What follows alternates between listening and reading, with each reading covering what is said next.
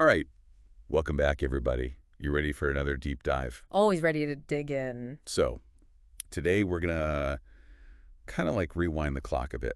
Ooh, time travel. I'm in. Yeah, like back to I think this is like 2014. Yeah, 2014. So pretty early days for Twitch. Oh, wow. Yeah, things were pretty different then. Totally. And we're gonna look at this thing they did that I mean, looking back on it now, it's like Yeah. kind of a big deal, right? What is it? Mental health resources for streamers. Whoa, that's interesting. Back in 2014, I mean, that's pretty forward thinking, right? Yeah, it wasn't really something you saw, other companies doing. Especially not in gaming. Right.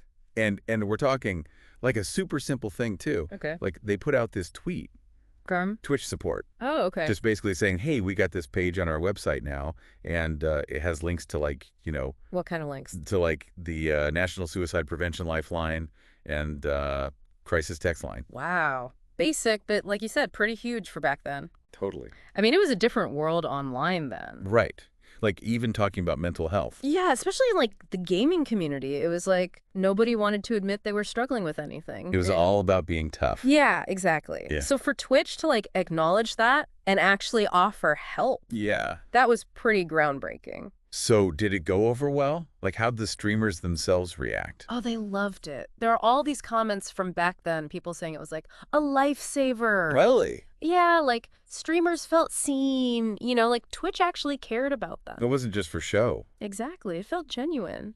And for streamers who maybe were dealing with like isolation, the pressure of growing their channels. A lot. Yeah, so to have that validation, it was huge. It probably made a real difference for some people. That's really cool, though. I wonder, like, putting this out there, were there any challenges? I mean, like, any pushback or... That's what I think is so interesting. Even Right. within Twitch, there were concerns. Like, would it make the platform look weak or attract negative attention? Makes sense. But they did it anyway. And I think you could argue that they actually set a precedent for the whole industry. Oh, how so? Well, think about it. Back then, the idea that a company was responsible for its creators' well-being, Yeah. that was pretty radical. Nobody was really doing that. But Twitch took that step. And today, we Yeah. see that everywhere. Platforms building in features to promote healthy streaming habits, partnering with mental health organizations, even offering direct access to counseling sometimes. Wow, from, like, a little webpage with some links to... To a whole ecosystem of support. Crazy.